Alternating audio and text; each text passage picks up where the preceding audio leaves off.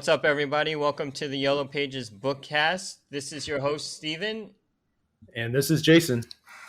And this is the podcast where we go over Asian American fiction and just enjoy a good read.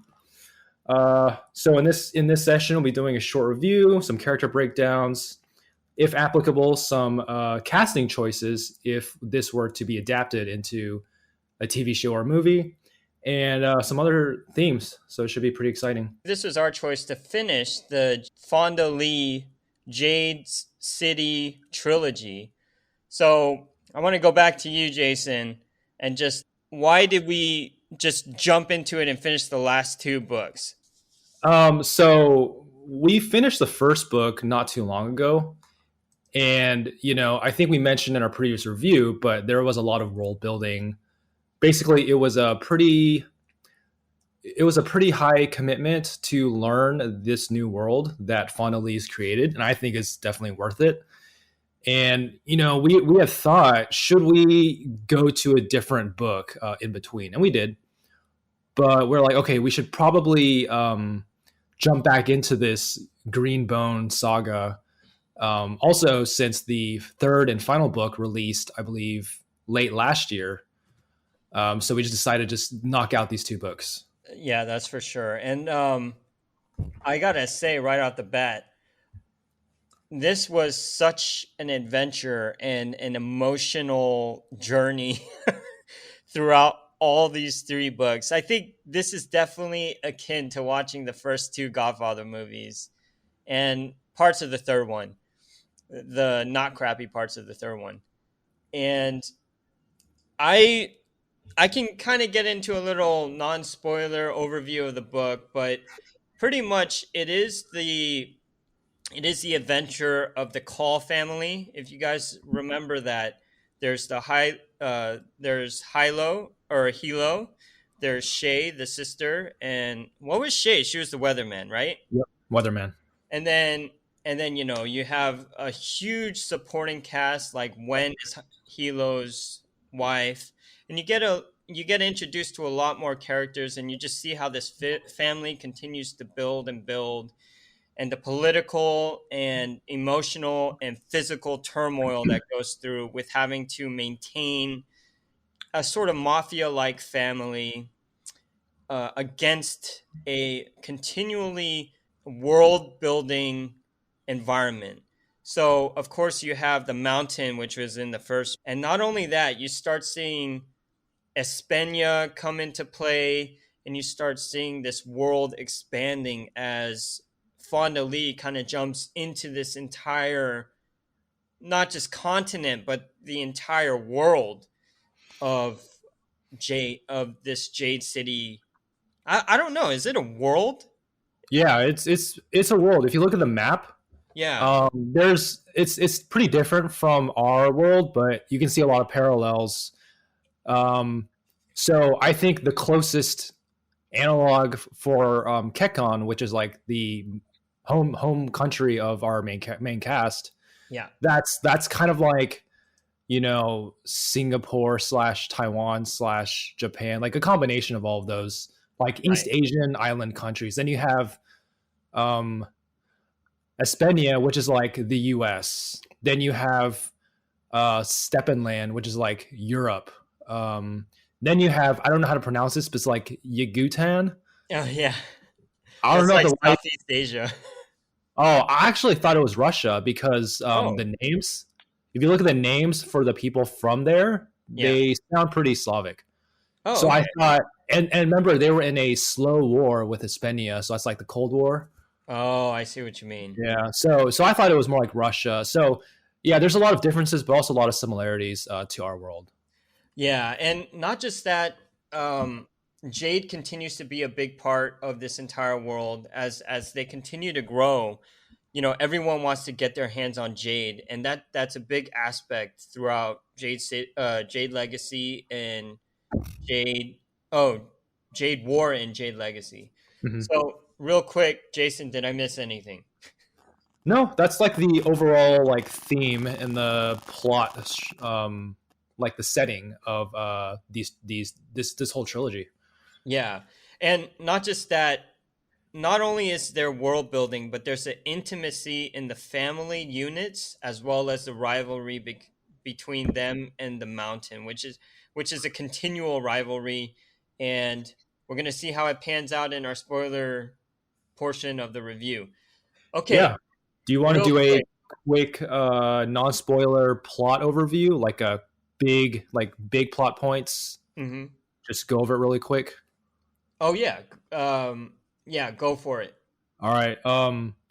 It's hard to do this without spoilers, but essentially, Jade War picks up shortly after the ending of Jade City, Hmm. and there, the clan war with the Mountain has kind of grown beyond the scope of just like street warfare as we saw in the first book. Right. So now we're seeing like the expansion of the world, a lot of like pawn pieces on the chessboard that the Mountain is using. So that's going to be like the main, I would say, antagonist of Jade War, which is kind of like this Yakuza slash Islander gangster guy Hmm. who's like a J smuggler, and he acts like the main villain of Jade War. Right. So basically, we just see the Call family keep growing, facing new challenges. We also see Andon, who's an important member of the Call family, uh, go outside of Kekon to Espenia, right? Right. And that's kind of like where it's pretty cool because you see the experiences of how Kekonese expats in Espenia were living, and it's kind of like a parallel to like our modern Asian American experience. So I thought that was kind of cool. Right. So basically, yeah, um, you know, I felt like Jade War didn't really advance too much in terms of like the war with the mountain, even though Hmm. I know it did. That's because like they're using proxies and pawns in place of like you know the mountain's pillar just coming down and fighting them, which doesn't happen. Right. But there Although, is. although, yeah, there is that really cool duel between Ait, Mata, and Shay, which I was like, oh man, like what's gonna happen? And Yeah. we'll keep that for the spoilers. Yeah. Um, yeah. So and then Jade Legacy, I thought was really interesting because it introduces a lot of time skips, Yeah. Yeah. It and goes over like 20 years of. yeah, yeah. So Steven, I'm curious like what your thoughts are on time skips because it seems to be a kind of a polarizing thing. Actually, when I was reading it, I knew that it was happening, but I don't know. She did pretty well in advancing the story where it didn't really bother me that much. But you really have to, pay attention at the chapter headings where it's like jump 20 years, jump 5 years, jump. And it's not like it's non-linear, right? If it was non-linear and it was jumping around, then I'd probably have more of an issue. But in this case, it's not non-linear, so it's easier to follow because you're watching the progression of the family. And what I really enjoyed about Jade Legacy is pretty much seeing the growth of the Call family, and we're gonna get into it because it's heartbreaking. Like everything this family goes through, it's super heartbreaking Yeah, throughout the go through a lot. entire series. Yeah, Yep. And and yeah, uh, yeah, like what's also interesting is like as a reader, the calls, even though you're rooting for them because they're your main characters, like they're not the good guys. Actually, it's pretty interesting because like you would expect, as the world that they're in modernizes, mm-hmm, along with like their values also changing. mm-hmm, You quickly start wondering like, is the clan structure obsolete? Is it doing more harm than good? And then like the answer that's presented, it's like you can interpret however you want, but right, basically it's like there is no right answer. There are no good guys in this world. right, right, and I think that's also a great thing about this book, and this entire series, because that's what we kind of want to see in characters, the gray area. It's so easy to write someone black and white, you know what I mean? Hmm. Even Aitmata, you understand her goals and you understand what she's going for. So even the antagonist of the Call family, you kind of grow to sympathize for her, especially in the third book. So why don't we kind of give our personal rating, and then we'll jump into like spoilers. Sure. You Okay, want to go so first? Jason, Yeah. I don't know how you want to do this. You want to do Jade War and Jade Legacy, or you want to put it together? Maybe we should do Let's separately. yeah, let's do books 2 and 3, like separate rating for each, and then maybe a final rating for the whole trilogy. Okay. So Jason, you start us off. What was your rating for Jade War? Okay, Jade War. I would probably give it. I'll probably give it an 8, and then Jade Wait, Legacy. Yeah, wait. 8 out But of 10. our scale is up to 5, man. Is it? Oh Yeah, crap. Okay, so that would make it like a a 4.5 or 4.25. 4. Okay. All right. Yeah, and then I'll give Jade Legacy a 4.5. Jason, okay, what about Jade Legacy? Jade Legacy, I would say it's my favorite book out of the three, so I'm gonna give it a 4.5 out of 5 stars. Okay. So overall rating. The whole Overall, series. The whole overall, yeah, I enjoyed this a lot, so I'd say 4.25 for everything. for everything. Okay. Yeah. All right. So for me, I I'm really close to you. I would say 4.25 for Jade War, but I really love Jade City. I would give that almost like 4.75. Can I do that? No, yeah, sure. So I'm gonna give it a 4.75, and at the end, I'm gonna average around like a 4.5. Yeah, yeah, I'm about a 4.5. I really love this series. There were points, man. And we're gonna get into it. I was like really emotionally, I don't know, emotionally stricken. yeah. Should we jump into spoilers then? Yeah. All Let's right. do that. So before we do that, so we're gonna talk spoilers in a little bit. If you haven't read any of these books, please go out and pick them up. They are definitely worth the read. The Green Bone Saga by Fonda Lee. There's 3 books: Jade City, Jade War, and Jade Legacy. All 3 of them are out now, so go pick them up. We're not sponsored. This is a recommendation for like real readers. And let me just caveat that real quick. I'm not a real reader. Okay, it No, takes. I meant like actual like organic readers who weren't like paid or anything. Oh, right. But Yeah. yeah, still, I'm gonna caveat it because, like I said before, I don't read that much. And when we decided to do this project, these books are pretty long. So Right. be ready for that.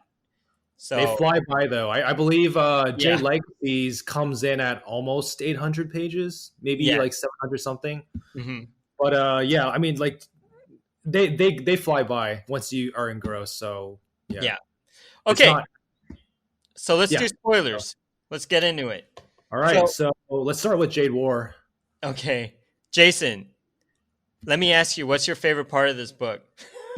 My favorite part of Yeah, Jade War, probably yeah. at the end. I think it's probably going to be the same for most people. It's when and Shay and Andon go in disguised as journalists and they go kill Zapunyo. Oh, yes. But it's really interesting because they actually succeed with not much trouble. I think only Roan gets injured, right? Yeah, I don't know. I don't think. Well, maybe, but they're Well, pretty. I don't think they suffered that many setbacks during the actual operation.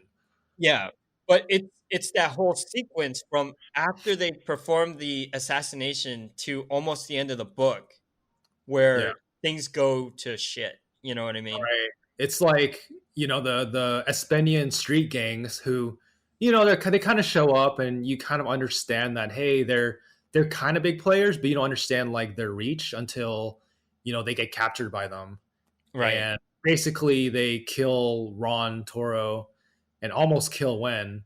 Actually, I thought they killed her. I didn't think Anon was gonna come in and like resurrect her like in Matrix Reloaded. That's what I thought of, right? That's Yeah. basically what he did. He was like Yeah. reached her and just jump started her heart. So Yes. at the moment, I was like, "Oh, come on! Like this kind of feels cheap." But you'll see in book 3, like there are very real consequences to that. Like Yeah. she is basically like affected forever by that. And one of the things I love about Jade Legacy is her journey. Wen's journey is an incredible journey from how she starts or how she ends in Jade War to how she ends in Jade Legacy. I think it's a beautiful journey throughout all the books, actually. Um, okay, Jason. So, out of all the books, who do you think your favorite character is? This is a tough one, because we're really biased towards Hilo, right?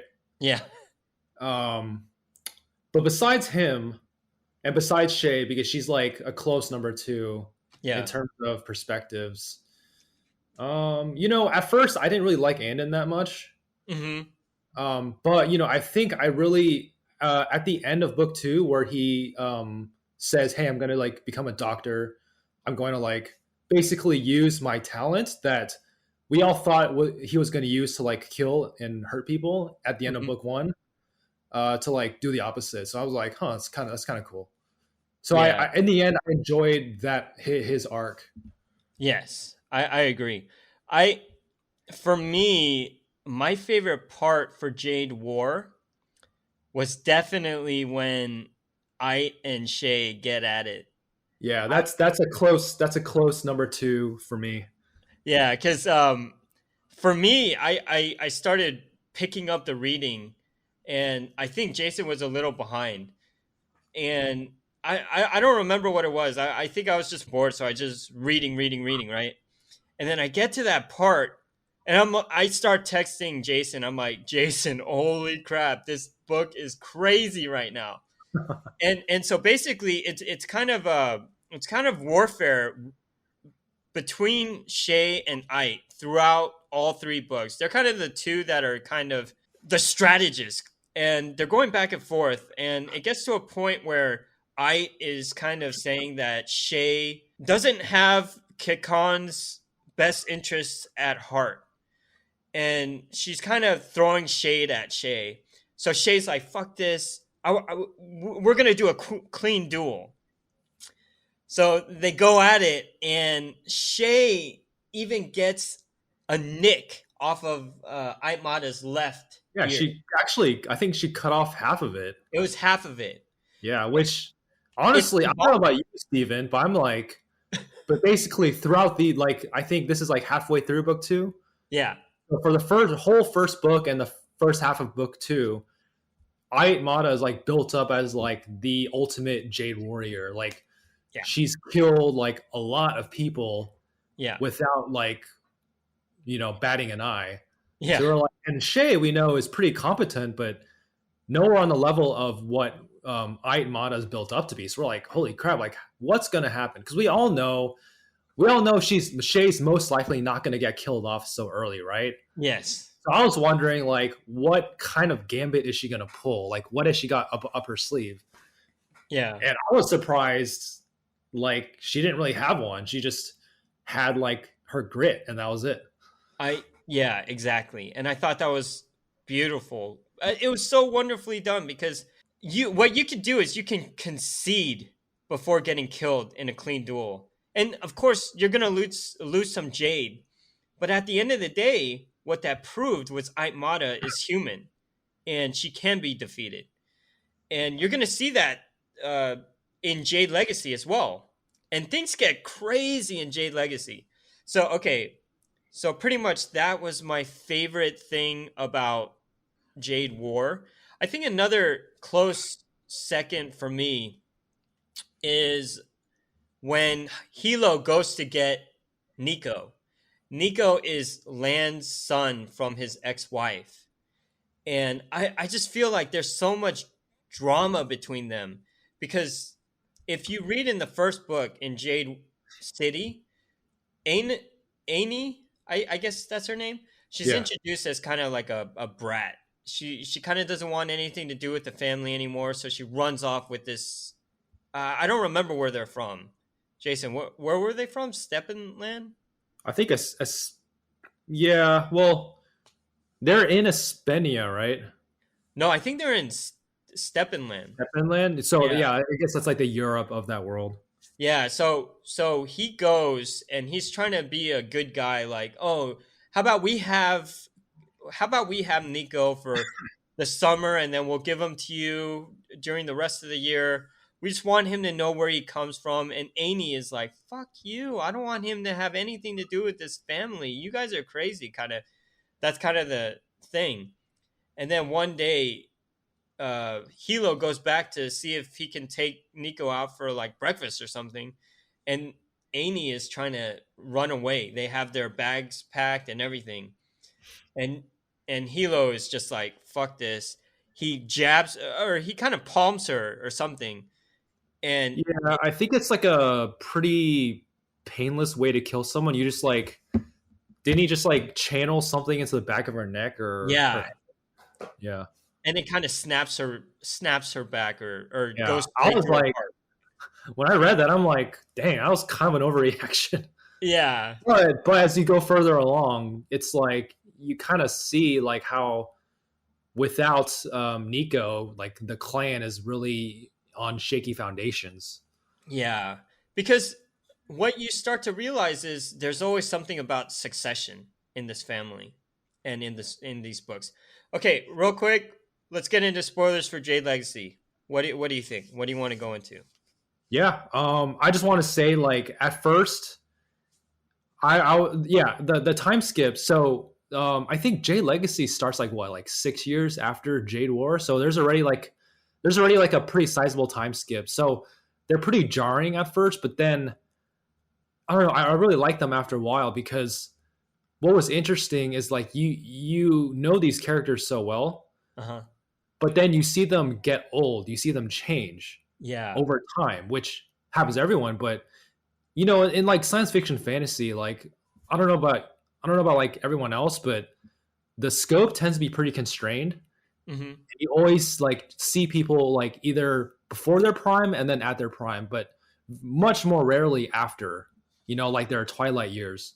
In Yeah. terms of like, you know, physical strength, fighting ability, all that stuff. Right. So I was like, this is really interesting because it just makes them feel more real. Like I think the character work is already really well done, Yeah. but then just like Fonda Lee taking these characters and like throwing them through all these situations plus you know time, which is like the ultimate test. Right. It's very interesting. No, I completely agree. And what I really find interesting is I complained to you about this. I'm like, dude, Bureau, one of the characters from the very first book. I was like, dude, why is Bureau in every single book? He's like And a then cockroach. yeah, I know. And he okay, we're in spoilers anyways. Let's just say he never dies. Yeah, he's come close And a lot, but yeah, he like throughout the book, he's like, oh, people tell him about his good fortune, and at the end of the book, it ends with him driving a taxi, driving Andon to the Twice Lucky, where the book started and where Bureau started. You know what I mean? yeah, the And very I think first scene in Jade City. it's so crazy that the book goes all the way around and it's a full circle. I thought that was just so amazing. Okay, real quick. So, favorite part. Favorite part of Jade Legacy. There's so many parts here. Yeah. The one of the ones that stick out to me was in the was it the Jade Council building, Uh huh. Uh huh. where basically a girl stabs Aimata like an assassination attempt in the neck, Yeah. but that doesn't kill her because you know she's a freaking beast. Yeah. So what does she do? She just like jumps out the window and still lives and just runs off. That's followed by a An bomb blast. explosion. Yeah, which basically brings down the whole building, and you don't know like what happens to because Hilo's inside. Uh, Woon is inside. yeah, Rune is like a higher up. Is he the Pillarman? No, The he's the other shadow, man Shadow, yeah. and he's So married to Shay at this point. yeah, I also thought their situation was really funny too. uh, Yeah, um, yeah, so that moment, and then when Shay meets like a mortally wounded Aimata in the temple where they always met yeah, historically to like jab at each other. yeah.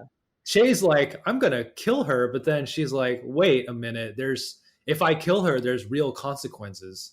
Right, Because of the because succession thing that you yeah, brought up, like Aimata successors, like that family is very brash, not as wise as Aimata. So if basically Shay's like, if I kill her right now, which I really want to, like this is like long-term consequences are not gonna be good. So ultimately she just like rescues her and saves her right life. with Andon.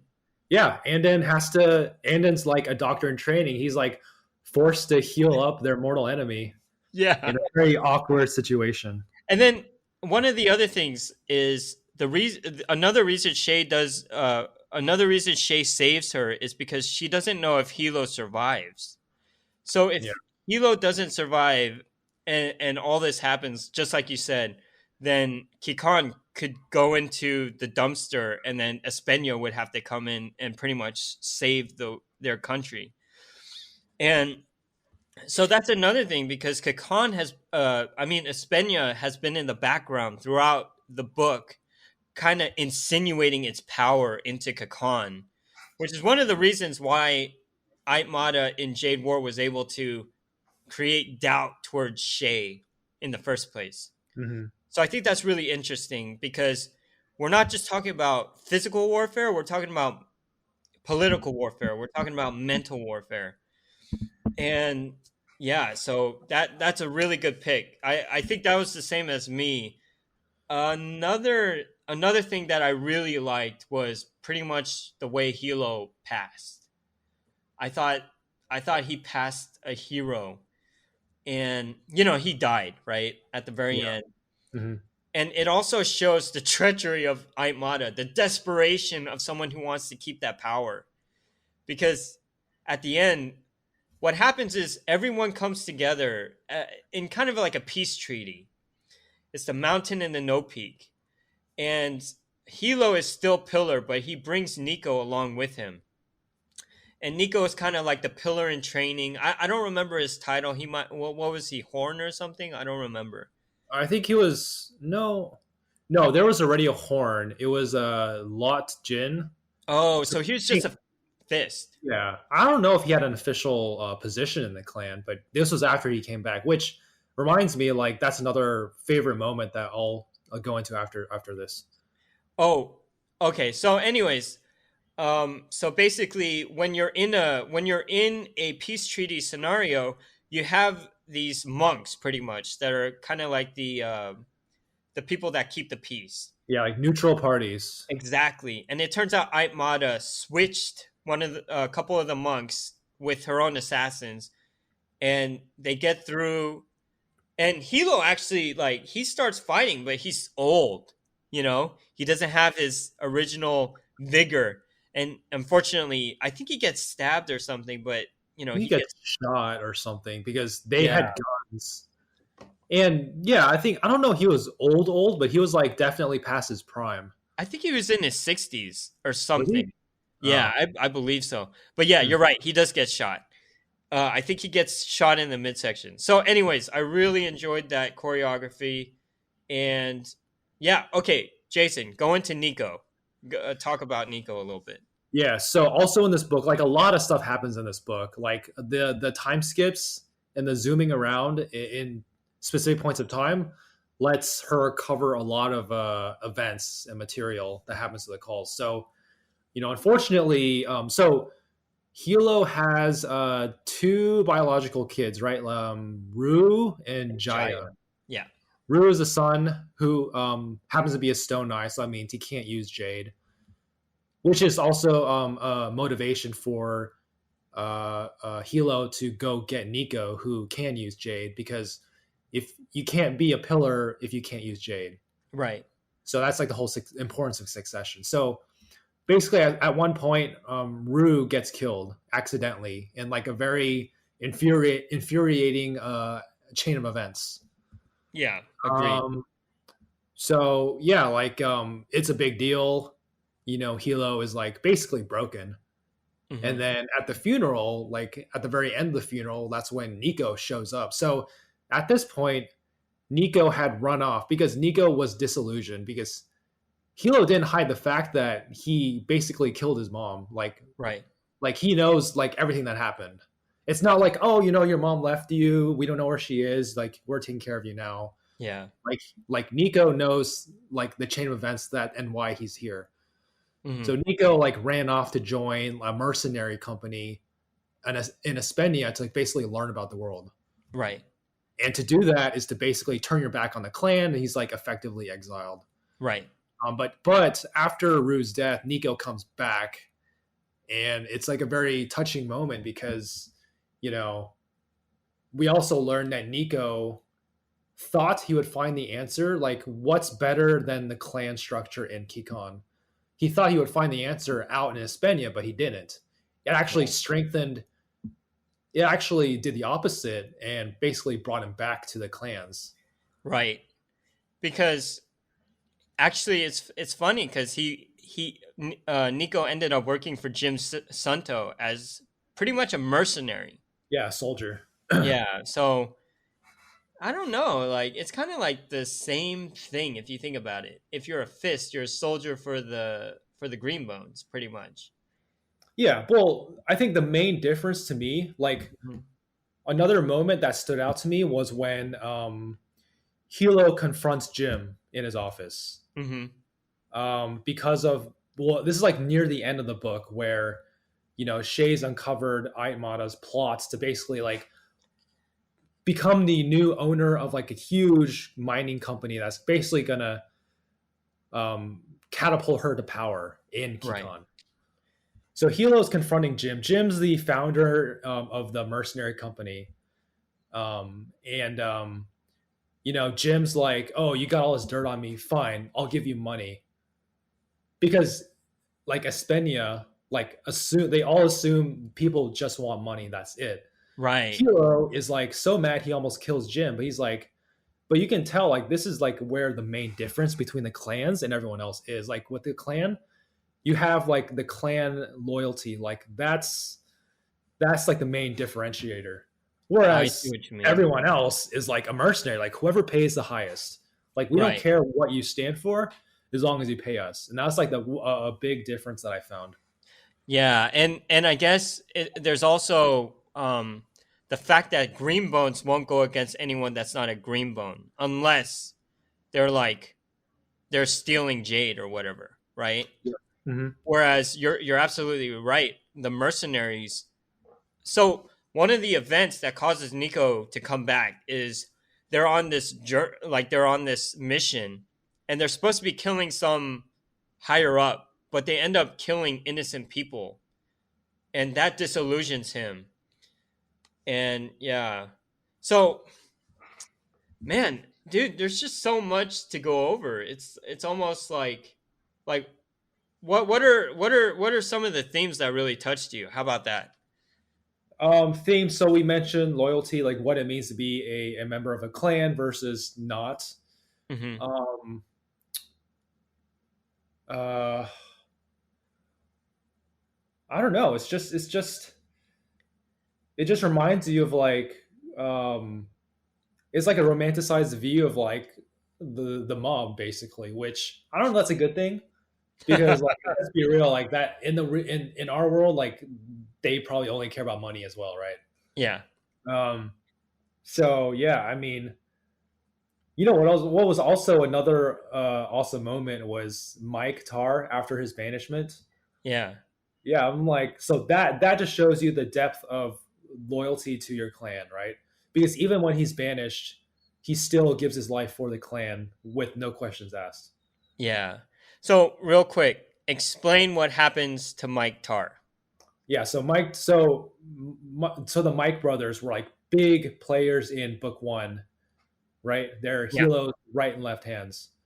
I And they're believe that big in two, up to a point. they're what? They're big in big book two, but up to Yeah, a yeah, yeah. point.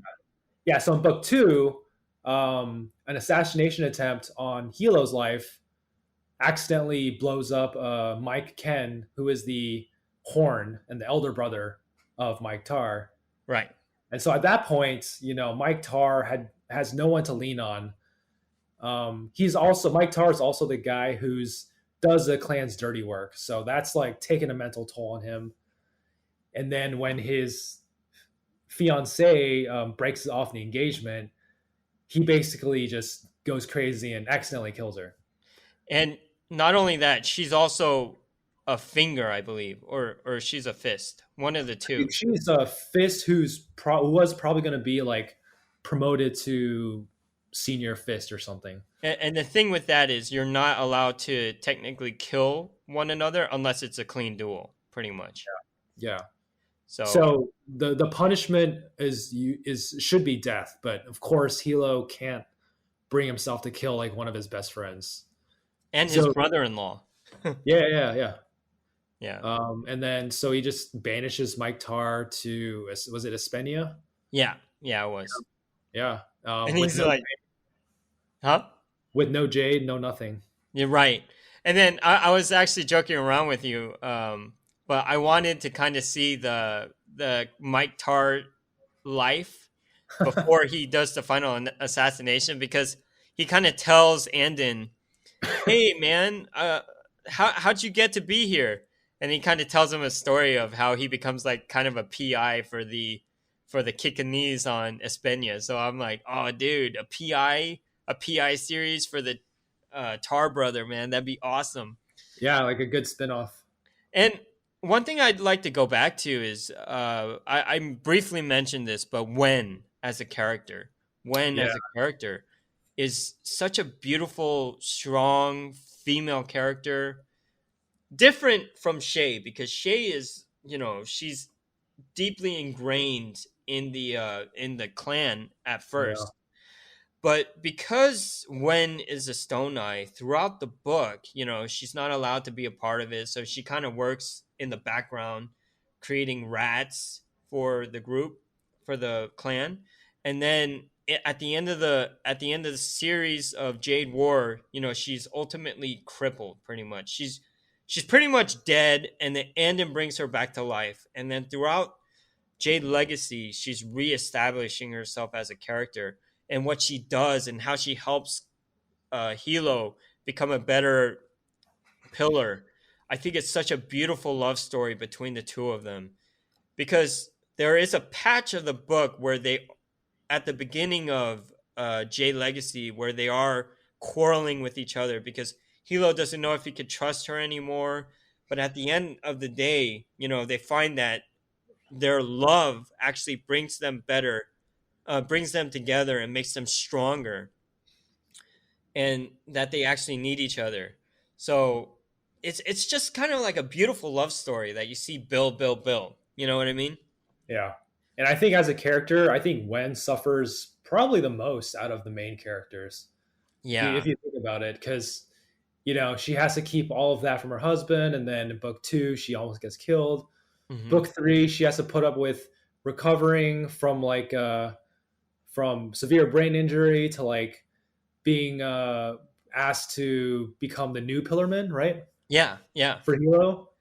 And yeah, and then suffering Hilo's death at the end. So, Yeah. it's pretty sad overall. Yeah. And then she's also the one that's like, we need to get into movies. So I'm like, all right. Yeah. We know nothing about the movie industry except for gangsters. All right, I'm happy you bring movies into this book series. Yeah, So it actually is pretty cool how they wove that into like the whole proxy war with the mountain. yeah, Like the scope is just so big. Like, it just like in book one, it's like street battles between street gangs, and then book three, you have like let's get into the movie business so we can influence public opinion so we can get this law passed so that we can get an economic advantage in like, a country that's not in our own country. It's just so the scope just grows so much. Yeah, it's such an epic story. Okay, so me and Jason decided we weren't going to do any casting because the main cast we already casted it pretty much. So we're gonna forego casting because honestly, I didn't do any casting, and I just want to keep talking. Okay, Jason, keep going. Do whatever you want to say. Say whatever you want to say. Just what Yeah. else? So also in Jade Legacy, we meet the basically the new generation. So that means I think I said Hilo had two biological kids, plus he adopted Nico.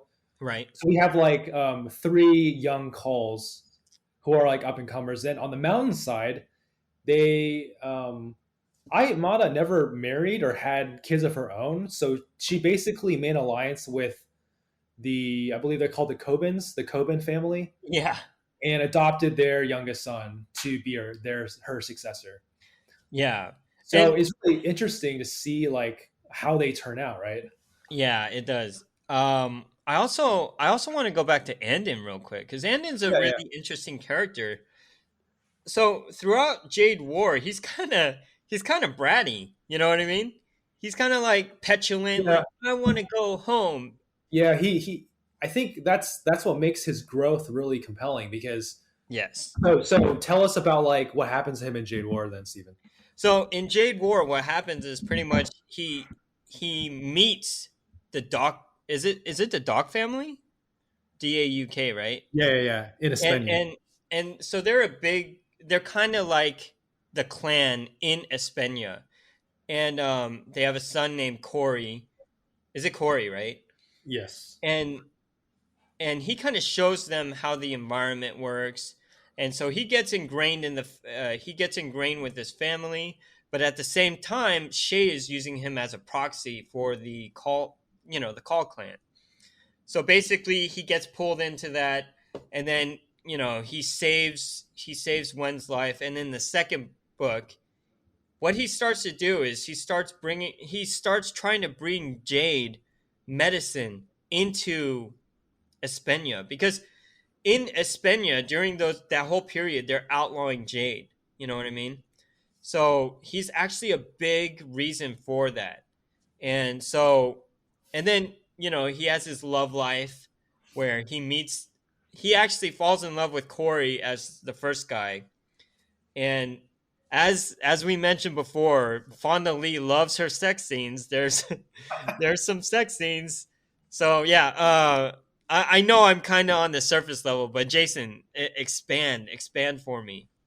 Yeah. So we basically see Andon's purpose for being in Espana go from I just want to get back the trust of Hilo so I can go back to Kikon, You right? right?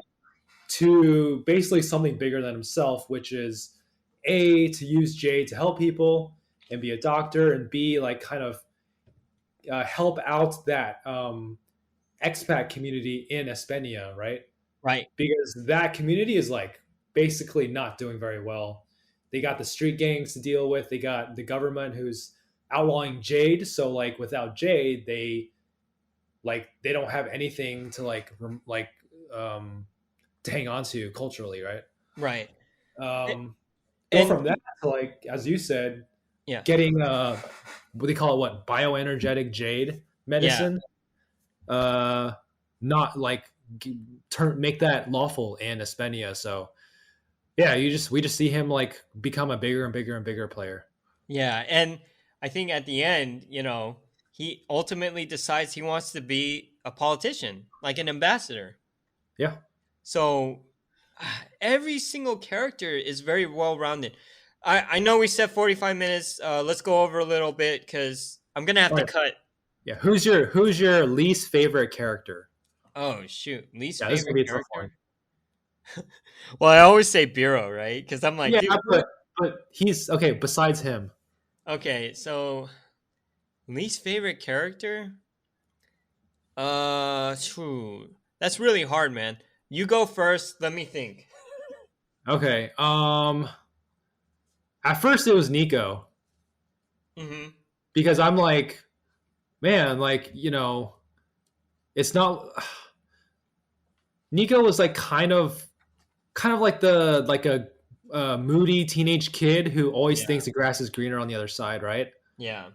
But I mean, come on, that's all of us. And then like thinking back, like shit, like we all went through a phase like that, and it was like very important to the plot, like his leaving. Right. Um, so I would say like when Nico's like a teen before he joins the mercenary company. Who else? Hey, let me bring something up real quick though, Yeah, yeah, because I don't think we talked about this. So I want to go a little bit into Shay's development as well, because at the beginning of Jade War, she's required to kill Doru. You remember this? yes, yes, So Doru was the old pillarman from her grandfather, I believe. So she goes in, she's talking to him, and she realizes, oh man, I can't kill him because he's pretty much like a uncle to her. So someone kills Doru for her. But throughout Jade War, she also falls in love with this guy named Maro. You remember this? yeah. The professor. Exactly. And Maro is kind of like on the outskirts of the family. He doesn't have that much jade, but he's a professor. And what happens is they fall in love, and they actually end up having well, she gets pregnant from Maro, and she Yeah, has an abortion because she thinks it's better for the clan. And because of all this, Maro gets really pissed off, and he gives inside information to the mountain. Or who was that? Sapano or not yeah. Sapano? Zapunio. Yeah, Well, the yeah. other Well, they're guy. all connected. They're connected, right? Right. So at the end, the reason Mike Kane dies is because Morrow gives information to the mountain, and because of that, you know, Shay Yeah, has to kill him, right. and she kills him the exact same way that Hilo kills Amy. Yeah. And so that kind of shows that progression, because it goes from her being afraid to kill, then she has her duel with Aimata, and then she kills, right? Yeah. So that shows a progression. And then throughout that whole thinking, my least favorite characters are of course like Zapano or whatever, like these sea urchins, like these. Seriously. Yeah, they're pretty Yeah, much. they're called Barukan, which Yeah. in my head I thought they were like kind of like a Yakuza hybrid with like island people or something. Yeah, they're like no, because I feel like the yakuza Pirates. are very organized. Okay, they're like pirates, right? Yes, they're like Like pirates. old school like seafaring pirates. Yeah, so I think that's why I don't like them as much. I really liked Jim Sunto though, because I just thought he was like a cool character, but like it's a lot of the politicians that I didn't like as well, like on the Espana side, because Yeah. because they're just dicks. Um, I don't know. Like most of the main cast, I really liked. Even Aitmata, I thought she was cool. There was a point in the book where I was like, Andon is super annoying in Jade War, and Yeah, when he first gets to Hispania, right? yeah, and then when he falls in love, I'm like, where is this going? You know. Yeah. And then it gets raunchy, and I was like, oh man, this is raunchy. And then his character develops. Oh, and I really like what do they call those the Kakan community centers in Espana? I I forgot. forget. Yeah, I Yeah, forgot the exact name. but I really thought that was cool how they're building up those areas, because it's like Jason mentioned it. It's kind of like Chinatown. Yeah, yeah. It's mirrors our world pretty closely. Yeah, but yeah. What do you think about the part where Shay gets tortured? Oh shoot! I totally forgot. That So was in Jade City, right? I mean Jade uh, Legacy. I think though, yeah, Jade Legacy. So all throughout the series, we're told that if you have too much jade, like more than you can handle, you go crazy. They call it the itches. And I Yeah. was always curious to like see it happen, like Yeah. morbid curiosity, but we actually do see it happen. So who is okay? So Shay and Wen and their two bodyguards get ambushed in Shotar, right? Which is, I think it's like Japan. Yeah. Yeah, it's like their version of Japan Mm. because they were trying to get into the movie business there. Right. Right. Right. Then, like out of nowhere, they're captured, and then they're basically tortured by. I think they throw them into like a pile of jade, Jade. Yeah. and then so we see the bodyguard like just go in, like go absolutely crazy. Yeah. Also, Shay, like from her point of view, we see how it affects her like mentally and physically. It's pretty scary. Yeah. Um, I totally so forgot about that till you brought it up. yeah, because it's near the end, right? And a lot of things are happening. Yeah. Um, yeah, and then yeah, basically the consequences of after that, Shay can't really wear any jade because remember, Oh, like she lost a lot of jade to Aimata in book two right. already, right? So like her tolerance was like going down, and then all of a sudden there's like jade overload. So she basically doesn't wear jade at the Yeah. end of the book. Yeah. Oh, okay. So, Jason, you were mentioning her and Woon's relationship. I Yeah, kind of want you to go into that because you were like, that's kind of funny. So, explain to me why you thought that was funny. I don't know. I guess in relation to the other parts of the book, it kind of felt like I don't know, like a teen romance because at the beginning it's like, oh, Woon falls in love with her, so he's like, oh, I can't work for you anymore, and Yeah. he won't tell her why, and she's like, but why? I don't understand. So she's kind of like a guy where he's like, she just doesn't know, like Yeah. very oblivious. And then like she keeps forcing him to come back and work for her. It's like, oh, you're the only one who can do this. He's like, okay. So it's just like a very funny back and forth. And like Moon gets married to some other person, and then he's still in love with Shay. And And she keeps, finally, Shay's like, oh, I'm gonna keep it professional. But then, of course, she starts falling for him yeah. after he gets married, and I don't know. It's just like all the scenes with them, just kind of. I guess they're good, like lighthearted breaks in between the heavy parts. But the funny thing is, they're not written lighthearted. they're, Yeah, I they're guess written they're not. written so dramatic because it's like, oh, the ex-wife keeps getting miscarriages. This is when they're still married, and then so it's like super super dramatic. But and then the ex-wife comes to her house and she's like, I'm not gonna give you the benefit of you winning or whatever. I was just like, Yeah, wow, there's so much pride. yeah.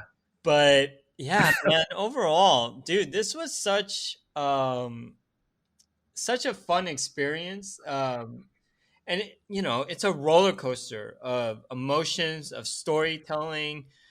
There's all these peaks and valleys because there are low times, you know what I mean, where everything is kind of chill.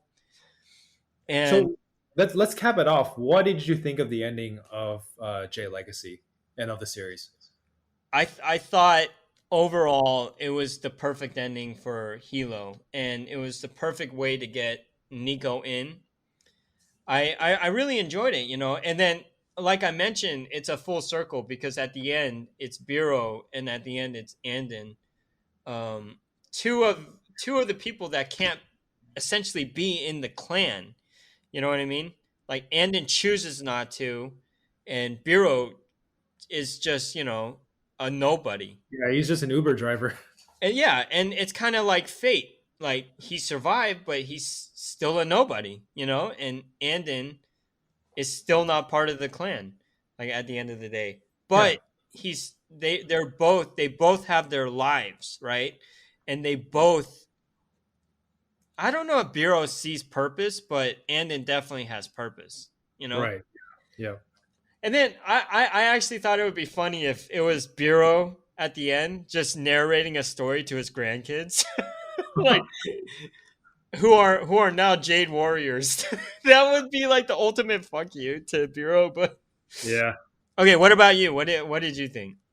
Yeah, I agree. I think the part where it's like there was this one line that really stuck to me. I don't know, I forget who said it, but it's basically let the grudges die with us. This is said by Oh, like one of the main cast, like the older main cast, yeah, and they're basically like, why should the new generation have to carry on our grudges that they had no say and no part in, right? right. Which I think is like a very good bit of wisdom that we forget all too much now in our world. Yeah, I agree. Oh man, there's just so much to go over. You know, it's two books. They're each like 600 to 700 pages, and it is definitely a series worth reading. Um, there are a lot of characters, especially Rue. I think Rue's story is probably it's very tragic because he wants to be part of the clan, but he's a Stone Eye, so he can't hold Jade, so he can't be part of the clan. And and he the way he dies in a duel, it's just not even he didn't even die in the duel. He died because someone else killed him, right? Yeah, he was like beating someone up. Like he was doing well. It was like an unarmed duel. Yeah, Even though he can't wear jade, he still had like martial arts training. And right. then someone just like panicked and just cut his throat open. Yeah, and I you know th- that was super tragic to me because the byproduct of that is you see the humanity of Hilo in a different sense, right? His wife is different from his son. His brother is different from his son, and then all of a sudden, Hilo is starting to sympathize for everything his son loved, and then he realized he didn't give his son what his son needed the most: support and love. And so that further develops this character. So I feel like every single character is so well developed throughout the movie because of all these things that are going on, all these plots, all these character development moments. But yeah, okay. So, any last words?